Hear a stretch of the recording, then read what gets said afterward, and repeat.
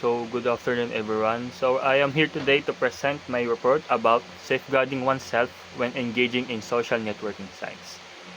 So, I am Jalil Arbalneg and I am ready to report about safeguarding oneself. So, to protect yourself on social networking sites, you must understand and take precautionary measures. Within school systems, social networking can be confined and monitored. Students can use educational social networking platforms that allow them to post, share, and discuss insights gained from activity. However, these social networking platforms are not as appealing as Facebook and Twitter. Young people are not always enthused to use them. When young users prefer to use social networking sites that are not part of school system, teach them how to stay safe by taking following precautions.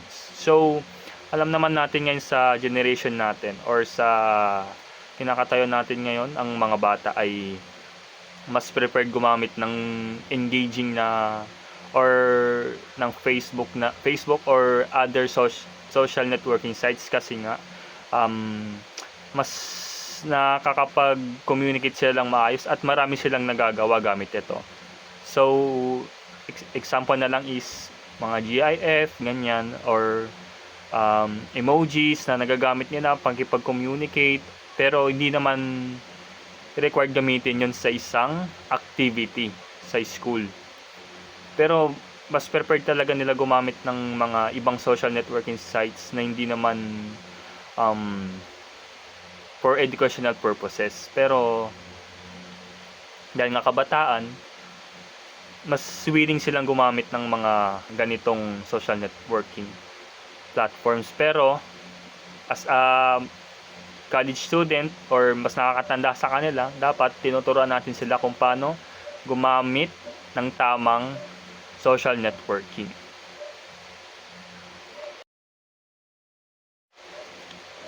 So, ano nga bang mga dapat natin ituro sa mga bata about as an example, ano nga ba dapat ang ituro natin sa kanila na mga precautions para maiwasan ang disgrasya.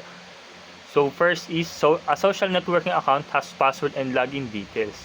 Secure password and keep them private.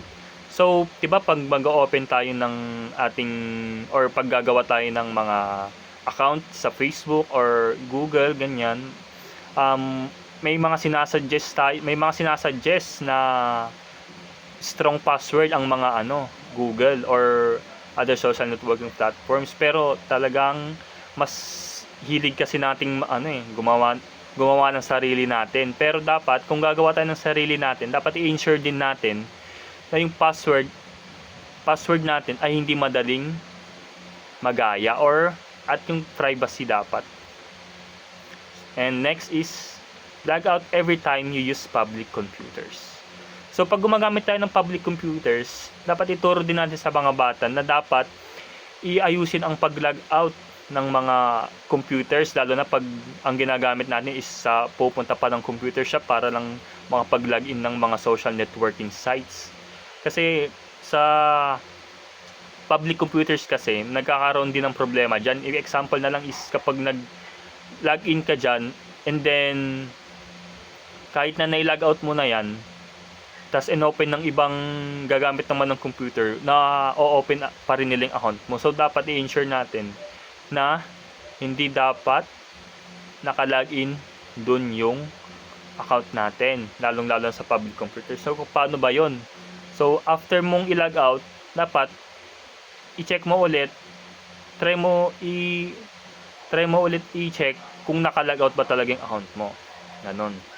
And next is regularly check privacy settings of social networking websites so that only direct friends and those particularly known can see the posts. So, wag tayong bara-bara na kung sino-sino na lang yung ina-add or kung sino-sino na lang yung lalong-lalo na sa Facebook, kung sino-sino na lang yung mga ina-accept natin as a friend. And kung lagi tayong naka-public, 'di ba? Kapag magpo-post, yung mga post natin lagi naka-public. So, dapat ituro din natin sa mga kabataan na how to use a privacy in social networking websites or sites. Kasi nga, makakatulong to sa kanila para maiwasan ang mga blackmail ganyan or other dangerous activity na maaaring makasira sa kanilang personalidad. And next is, online posts are saved and many become a permanent part of their online reputation. As you use the internet, you leave digital footprints which can be back to you. So ano nga ba tong footprints ay digital footprints? So ito yung tinatawag natin na example na lang, sa TikTok, gumamit ka ng TikTok, kapag nag-comment ka doon, 'di ba, lalabas sa notification ng creator yung yung pangalan mo, or sinave mo yung sinave mo yung video niya, ganyan. Or sample pa is nilike mo yung video niya. Magli-leave tayo yun yung tinatawag nating digital footprints. So malalaman nila kung sino ba yung mga tumitingin sa kanilang account. So dapat iwasan din natin yung mga ganyan. Dapat alam natin, ituro natin sa mga bata kung ano nga ba dapat yung mga pwede lang magbigay ng reaction. And next is, do not accept invites from contacts unless you know them personally or you are. So dapat ituro din natin to, lalong-lalo na sa mga kabataan. Dapat sa atin nagsisimula na di porket kakakilala mo pa lang ganyan, or na gagwapuhan ka, nagagandahan ka, namamangha ka sa kanya, dapat kailangan mo na agad i-invite sa contacts mo yung tao na yon. So hindi dapat ganun, kasi nakakatakot din para sa isang kabataan na mamaya pala yung taong yun may fake account pala at ginagamit lang yun na kunyari babae siya ganyan, or babae siya or bata pa siya. So yun yung delikado sa paggamit ng ng social networking sites, kasi hindi natin mahirap din alamin, lalong-lalo na para sa kabataan, kung ano ba talaga yung account na yun. So dapat ituro din natin sa kanila. So next, seriously consider the effect of possible posts on others before deciding to do so. If posts, in example, text, picture, video, could be considered offensive or humiliating another person, then you refrain from posting or uploading. So an example of this is when you have a friend, and that friend nadapa ganyan, or may mga na picturean mo siya, or may mga video siya na hindi naman kaaya-aya at hindi naman katuwa-tuwa at kayang sirain yung dignidad niya. Dapat hindi natin to dapat pinag-iisipan natin kung dapat pa natin tong i-post, or dapat ba natin itong i-share sa iba. Dapat yun din yung tinuturo natin sa mga kabataan, na dapat kino-consider muna at or sabi natin sa Tagalog, pinag-iisipan muna kung ano ba ang magiging epekto nito sa isang tao. So next is, using appropriate language is essential. The tone when communicating or sending social network messages should be respectful. So dapat, kahit na sa social networking pa rin, dapat meron pa rin tayong tinatawag na courteousness. So yan, dapat or dapat magalang pa rin tayo gumamit ng mga lengguwahe natin. Kasi nga, kahit na sabihin natin sa social networking lang yan, dyan tayo kasi nga nakikipag-communicate tayo dyan, may pwede yan ma-share sa iba, ganyan, or may screenshot ganyan, tapos kung kanino ipapakita dapat, tapos may mga nakakatanda rin na nakakita dyan, dapat turuan doon natin ang mga bata kung paano nga ba gumamit ng mga appropriate language na dapat nilang sabihin sa mga sesendan nila. So next is, better be safe than sorry. You should accept friends and connections when you are sure the person's identity. Personally meeting someone you only met online is discouraged. Even if the sincerity of having a personal meeting looks convincing, it would be better if will be accompanied. So ayan, katulad nga ng sabi ko kanina, hindi na sa social networking maraming gumagawa ng fake account at hindi natin alam kung sila ba talaga yon, or ibang tao ba. So mahirap malaman, lalo na para sa mga bata. And sinasabi rin dito na personally meeting someone you only met online is discouraged. Even if the sincerity of having a personal meeting looks convincing, it will be better if you will be accompanied. So dapat pag makikipag-meet tayo sa personal, dapat may mga kasama pa rin tayo kung at na makakatulong sa atin kung katiwa-tiwala ba yung isang tao, or para ma-report din agad kung kahina-hinala ba dun sa isang tao na yun. Huwag tayo basta makikipagkita nang nag-iisa lang tayo, kasi pwedeng lalong-lalo na paggabi, ganyan. Mamaya,